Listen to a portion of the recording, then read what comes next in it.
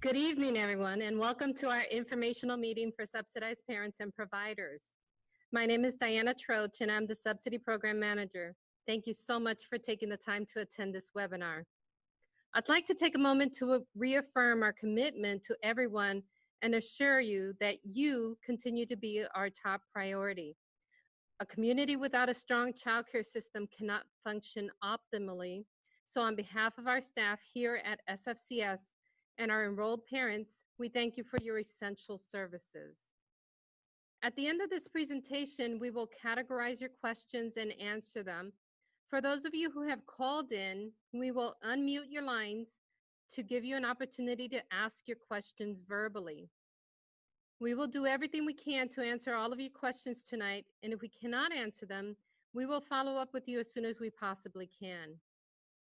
Please understand that even today, over 4 months after the first shelter-in-place orders, the situation is still very fluid, and we are constantly adjusting to new information and new directives. We truly appreciate everyone's patience as we navigate through these changes. Now we'll get started with the presentation. Please use the chat feature to ask your questions. We will pause at the end of this presentation to categorize your questions and answer them. The arrow there points to the chat feature, which you'll find at the bottom of your taskbar. This is an important notice regarding what the information that we're going to be sharing today. Just want to let you know that this information is based on our best interpretation of our funders' guidance. There are a few pending questions we have posed to the state, but have yet to receive guidance. If any of this information changes, we will inform parents and providers as soon as possible. And I'll be covering where you're going to find those updates, but pretty much they're going to be on our Facebook page and on our website, but we'll go over that in a little bit. All right, so now we're going to talk about the temporary provider reimbursement directives during the COVID-19 crisis. It's very similar to the previous presentations. The following reimbursement practices apply to all types of providers, whether you're a center-based program, a licensed family child care home, or if you're a licensed exempt provider, which we call our family, friends, and neighbors. Providers who are open and available to the child enrolled in our program must continue to submit their child care attendance forms even if they are not providing care. Please do not submit the timesheets before the month ends, as everyone's situation is subject to change without notice. So in past months, we have received a few timesheets prior to the end of the month, and what we did was we returned them to the provider because we can't ask the parent or the provider to sign those forms attesting that the information is true and correct until the end of the month, okay? So please hold on to those forms and submit them at by the first of the month would be nice. Child absences during this crisis are treated differently and may be reimbursable. Similar to what we've been doing since mid-March, under normal circumstances, we do not reimburse exempt providers for absences, for child absences. But since mid-March, we have been reimbursing because we are reimbursing based on the maximum hours authorized on each certificate. This is new here. Parents and providers must sign the timesheets in order to be processed for reimbursement, okay? So from mid-March to the end of June, we were waiving the parent's signature if they were not able to sign due to COVID-19.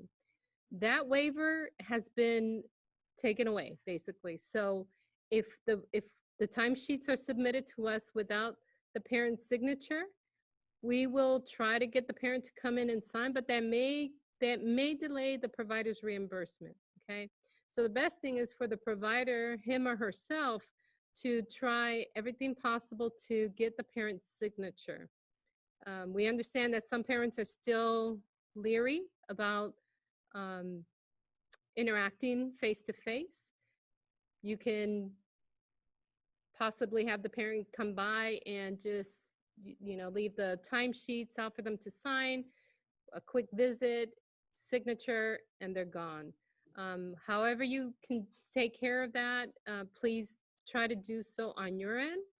Again, if you submit them to us without the parent's signature, we will call the parent and we will try to to obtain the signatures ourselves. But again, that may delay the reimbursement to the provider. If you are having a difficult time getting the parent to sign, please reach out to your PSS as well, okay?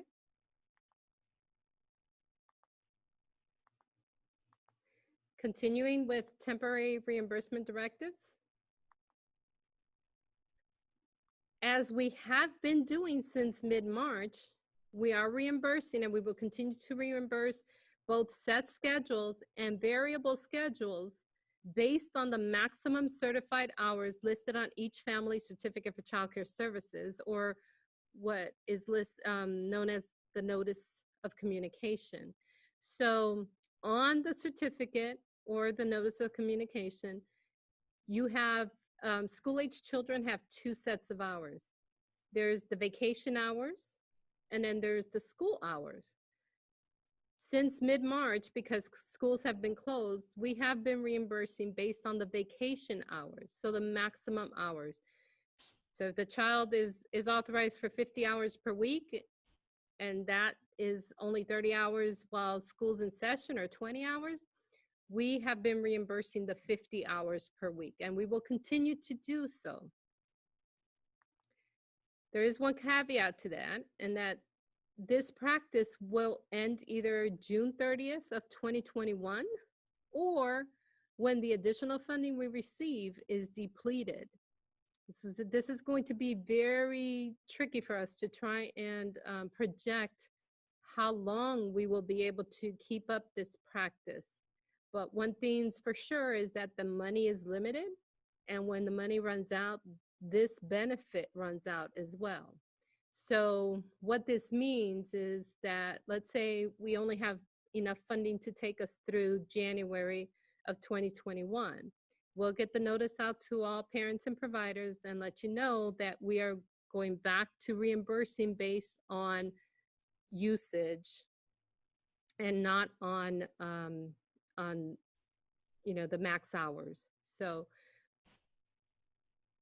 if schools continue to be out of session, then we will continue to reimburse based on whatever hours are actually being provided. So if the child is there, 2 weeks out of the month, then that's what we will go back to reimbursing. But we'll take that, 1 month at a time and see how far the funding gets us. The next item is that care for school-age children will be reimbursed the same way as when they are on summer break. The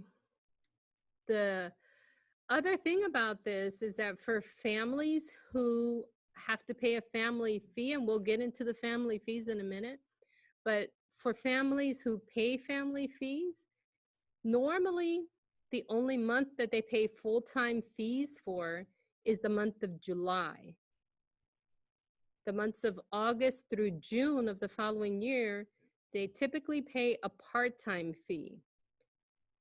This is changing because schools are out of session. So we will go into, when we recertify or when we certify a new family, we will be assessing full-time fees. And then when schools go back into session, the parent will have to call us and ask for their family fee to be reassessed and reduced to a part-time fee. Now, families who are currently authorized for and receiving services under 12-month eligibility, if they've already been assessed a part-time fee for the year except for July. That will continue until they are recertified. At the time of the recertification, then we will reassess family fees on a full-time basis, which means that the providers will have to collect the full-time fee. Backup providers and alternate providers will be reimbursed based on the actual care provided and recorded on the child care attendance form. That did not change. What did change is this part in red here, and that is that we can no longer reimburse 2 or more providers for the same days and hours of care. Parents will have to choose one provider. Now, I want to make sure that I don't confuse people here, and that is parents can still have more than one provider under the circumstance that their primary provider cannot provide all of the care they need. So mostly that happens when we have a parent who works traditional daytime hours, Monday through Friday, and then they also could possibly work weekends or evenings. Some providers only operate traditional hours, Monday through Friday, perhaps 6 a.m. to 6 p.m. And so that provider is not available to the parent during the evenings or the weekends. So in those cases, we do allow what we call a multiple provider situation. But what this is referring to is when when 2 providers are claiming the same hours of care. For those of you who attended the workshop or the webinar back in April, you probably remember that the state allowed us to continue paying the primary provider when the parent had to choose an alternate provider because the primary provider was closed for business. So that practice continued, and now it's ending. So again, if the parent has a primary provider who is not available to care for the child, and the parent has chosen an alternate provider, the parent is going to have to choose which one they want to keep. Do they want to go back to the primary provider if the provider is open and available, or if they want to keep their alternate provider? One of them we will end the certificates with one of the 2 providers. Moving on to the next topic is when the provider closes their childcare facility or home.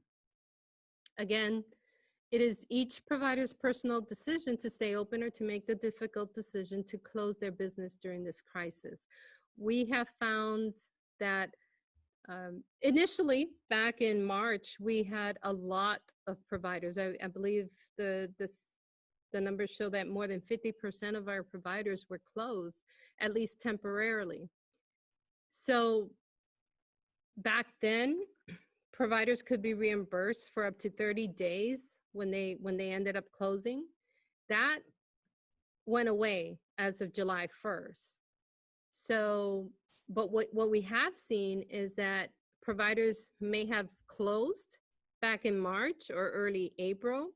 They reopened, and unfortunately, some providers have had to close because they've had an outbreak of COVID-19. So if that happens now, there is no 30-day payment for a provider who closes.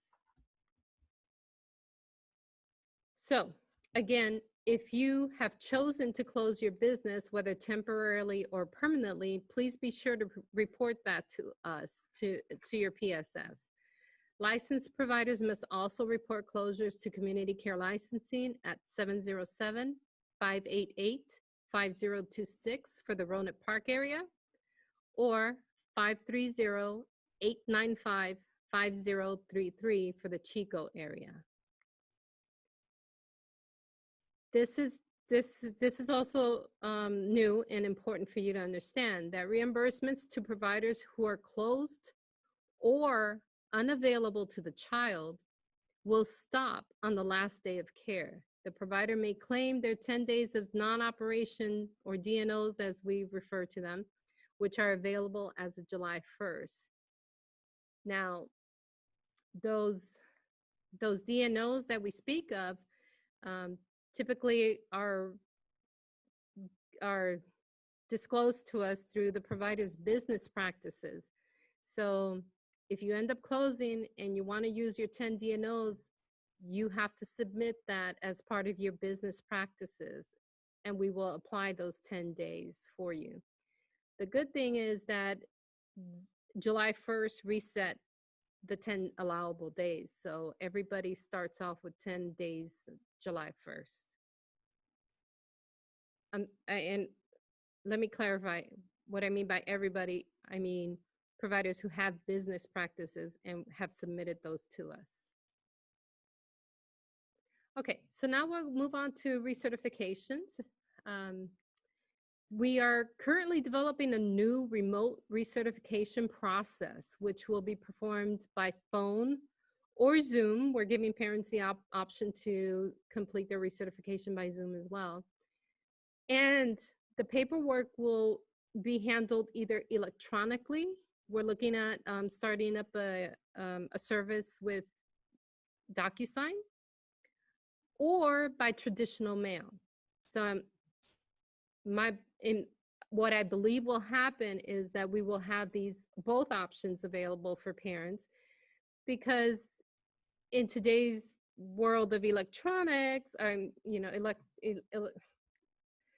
electronic communication, parents are still, some are leery and don't want to use a service like DocuSign. So they're going to want us to mail their documents to them, and they'll sign with wet ink and return the documents by mail or dropping them off to us. And that's fine. But we would prefer that when we start using DocuSign that parents use that service, because it will expedite the process and make sure that all the documents we need are received and that all the signatures are in place before they submit the forms to us. All families who were due to recertify between March and October will be contacted by their family services specialist starting in August. We have over 750 families in that category, so we have a lot of work ahead of us, and we have a lot. It's gonna take a couple of months to catch up with that. Those who are due to recertify between the months of November and January, we will be extending their authorization for services, and we will start recertifying them next calendar year. When families are recertified, we will take into consideration that their recent check stubs may not reflect full-time hours due to either being laid off or having a reduced work schedule. We will work with each family individually.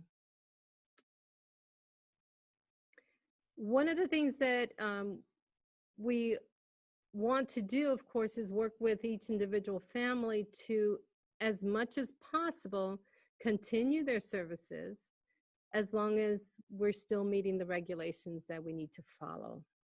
So our ultimate goal is to retain services for the families, but unfortunately, under some circumstances, we won't be able to do that. If, for instance, if the parent has no need for childcare and they have no intention of using childcare, then we will have to end those certificates, that service, because there are lots of families on the waiting list who do need services and can avail the services.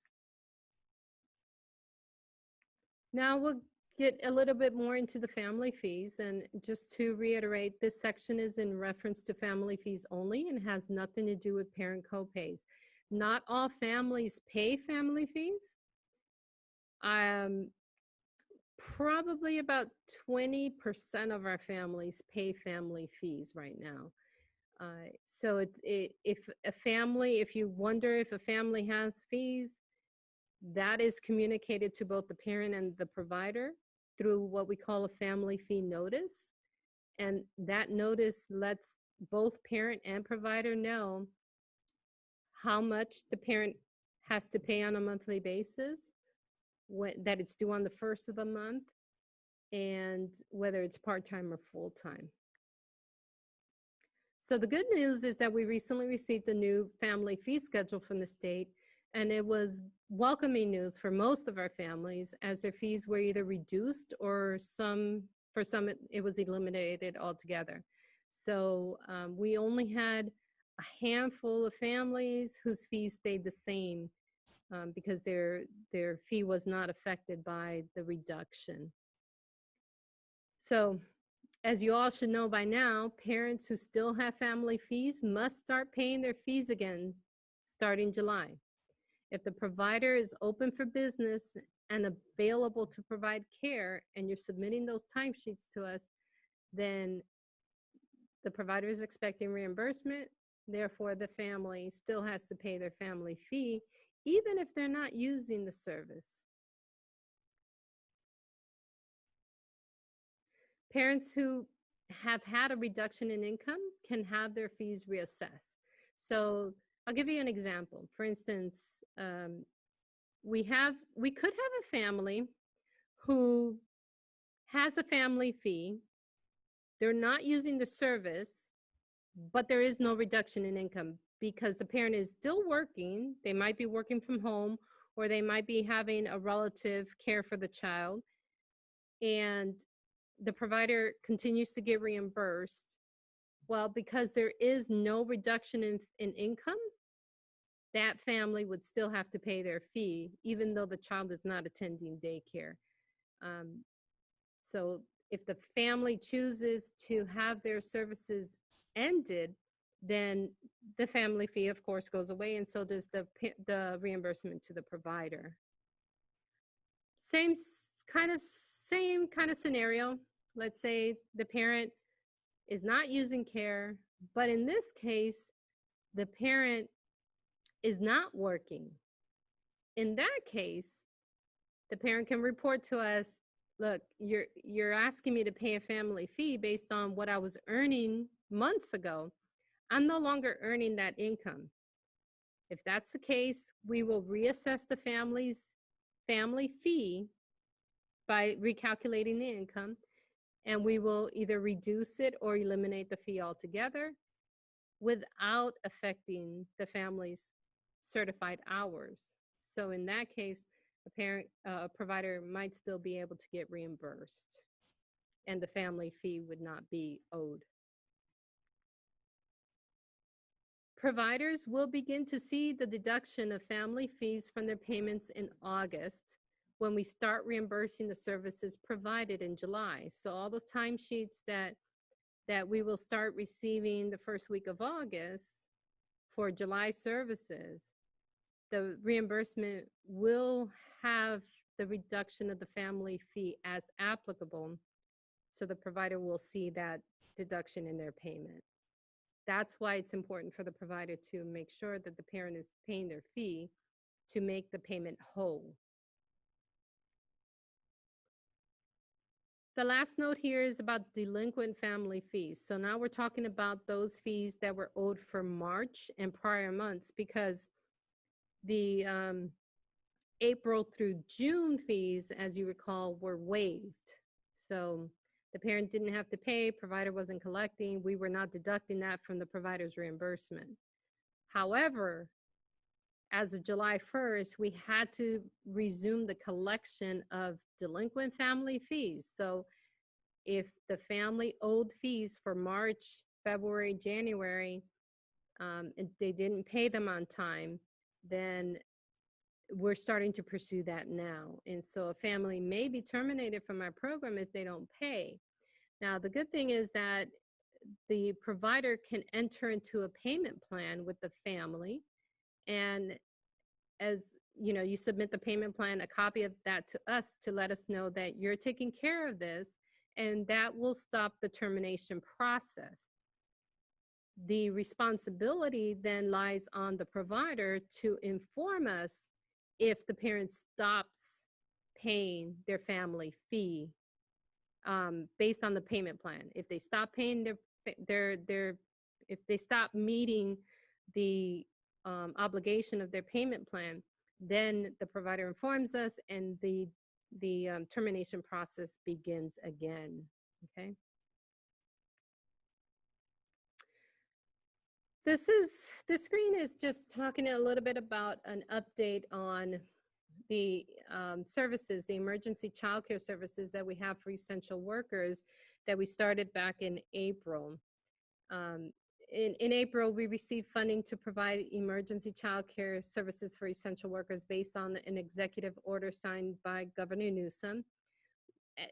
Within a 2-month span of time, we enrolled almost 450 children, which was really quite a feat. So it was quite an accomplishment. We actually enrolled more than that, but for about 450 children is what we ended up actually following through and using services. These families or these children that we enrolled under the emergency funds, they were eligible to receive up to 5 months of service. So we're still serving those families at least through the end of September. Some of them go into November even, because it's all based on when they started actually using care. Now, we are expecting to receive additional funds to transition some of these children to long-term subsidies. So as soon as we receive the funds, we can project how many children those funds will cover, and we will start notifying our families that we will keep them enrolled instead of terminating after the 5 months of services that they were originally eligible for. Well, that brings us to the end of the presentation. So we're going to pause here and gather your questions, and I'll be back soon to provide some answers. Okay, so we're back. We got, it's a quiet evening, so we only have 2 questions. I must have done a really good job. The first question, subsidy. I'm sorry I got on a little late. I understand that the parent signatures are required, but is DocuSign an option, or does it have to be a wet signature? So I'll stop right there. On timesheets, yes, it has to be a wet signature. DocuSign is what we're proposing to use to recertify families and to intake new families. But it will not be used for intermittent communication, and it won't be used for timesheets. That question continues. Also, if not attending, does it matter when they sign, or does it have to be at the end of the month? Yes, it does have to be at the end of the month. And the reason for that, I think it explains why she didn't see it. She came in late. So I believe I covered that in the first or second slide. And that is because anybody's situation can change without notice. So once that's signed, what the parent and the provider are attesting to is that all that information is true and correct. Well, if you get the signature on the 1st of the month or the 15th of the month, you can't really attest that the information on the timesheet is correct because it's still early. In a lot of cases, it won't matter, right? Because what the parent maybe starts off with is a long-term situation, and by the end of the month it's still the same, but we don't know that. That's why we're asking you to hold off till the end of the month. Does it have to be the last day of the month? No, I would say probably within the last week of the month, you should be okay. Please, I urge providers, please do not sign for the parent.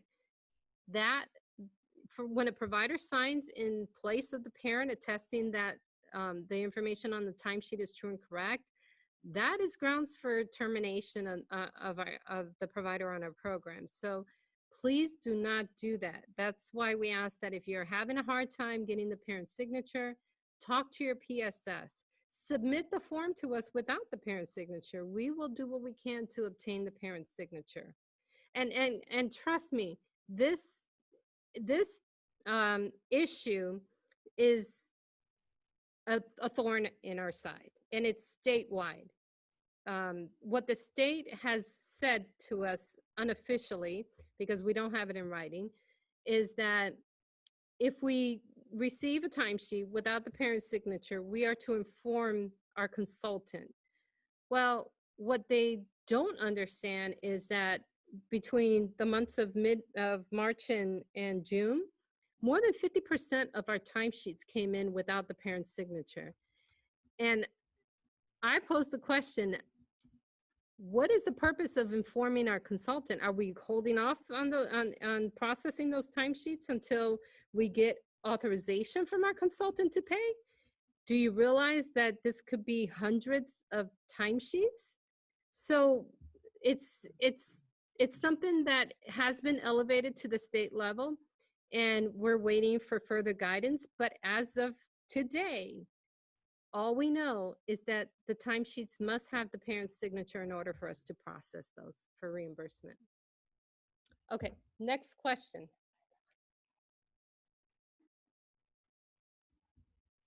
Next question is, if parents can return to work at some point to work from home, can they use their hours? Yes. The only time that parents who were working from home were not allowed to use care was when we were enrolling the essential workers, when we had that limited funding to enroll. And remember, I just said we enrolled about 450 children under that program. That when we certified families, they had to certify that they were working outside the home. If they were working in the home, we could not cover childcare during that time. But all of our other families under 12-month eligibility, we didn't update what they were doing. They were authorized to use care. They were certified for X amount of hours, and they were allowed to use that care for however they saw fit. Okay. Next question. How do we know what the family fee is? I received a notice about the start of family fees needing to be paid, but it did not state the amount of the family fee. So yes, only about 20% of our families pay a family fee. And if you have a family who has a family fee, you would have received on a pink form, a pink piece of paper, what's called a family fee notice. And that states the name of the parent, the amount that is to be paid, and whether it's full-time or part-time.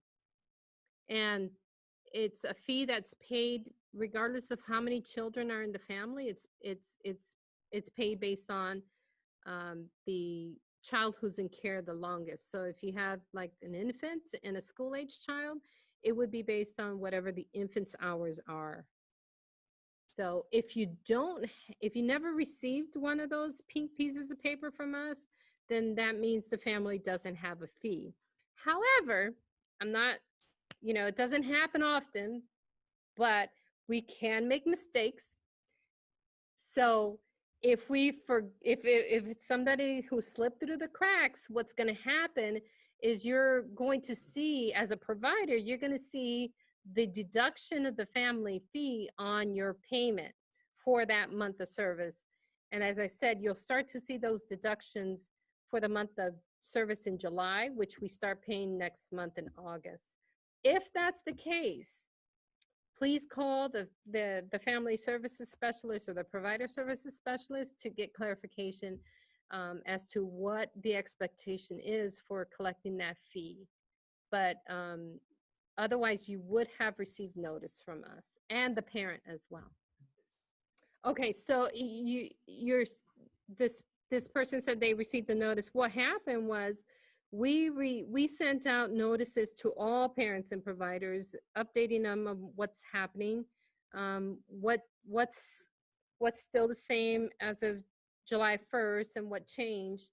And a lot of that's in that notice, a lot of that changed, but which is why we decided to hold this webinar so that we could update you on, again, this fluid information that we're getting.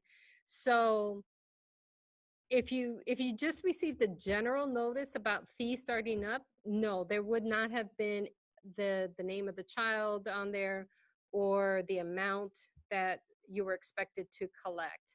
That was just a general notice. Now, if you received a pink notice from us that is titled family fee notice and it didn't have all that information, then please call your PSS or the FSS who issued that notice to clarify that information. All right. I think that's all the questions. So are there any callers that we need to unmute? Two. Okay. There are two people who have called in. We're going to unmute your line so that you can ask any questions you might have. Okay. The question that I have is, so are we, just so I can understand, are we still being paid for children that are not attending as long as we have a signature due to the COVID-19 if they're not attending? So in order for you as a provider to be reimbursed for a child who is not attending, you have to be open for business and available to care for that child. If it's the parent who's opting not to bring the child because of, for whatever reason, they're not needing care, they don't feel comfortable taking their child to daycare, whatever that reason is, as long as the provider is open and available, we will reimburse the provider. Having said that, one of the things I talked about earlier was that there are certain circumstances under which we will be terminating services for families who are absolutely not needing care and they don't need our service. In those cases, we will terminate services because there are many children on our waiting list who need services. And as you all know, this funding is limited. It's not available for everyone who needs it or everyone who can use it. So therefore, in order to make room to serve other children who are in need, we may be terminating services for some families. But if the provider is closed or limited to who he or she will take back into their care, then that provider is not available. We will end the certificates for that child with that provider. All right, that brings us to our last slide. And whenever we get updates, the first thing we do is post it on our website at www.solanofamily.org and our Facebook page at Solano Family and Children's Services, your child care and resource connection. That's the first thing we do. The second thing we do is we send a constant contact email. Now, if you're not receiving constant contact emails from us, please call your family services specialist or your provider services specialist and make sure that we have the correct email address on file, because that is the fastest way you're going to get information from us. And like I said, things are changing constantly. Even before COVID-19, things, subsidy was, there was never stability. There's always things changing. One of the other things that we're facing now is there's new regulations that are being proposed for 12-month eligibility, which will bring about a lot of changes as well. So it's always best to make sure we have your updated email address so that we can communicate with you via that medium. Once again, thank you for participating in tonight's webinar. A few weeks ago, unfortunately, we had to transition most of our staff to working the majority of their time from home again in an effort to do our part to mitigate the spread of the coronavirus. Despite this, we ask that you please continue to communicate with us and do not hesitate to contact us by phone or email. I will say email is more effective because it's, staff are constantly always in their emails and they can communicate with you easier. But absolutely, phone calls are welcome too. So again, please stay safe, and we look forward to the day when we can comfortably interact with you face to face again. Good night, all.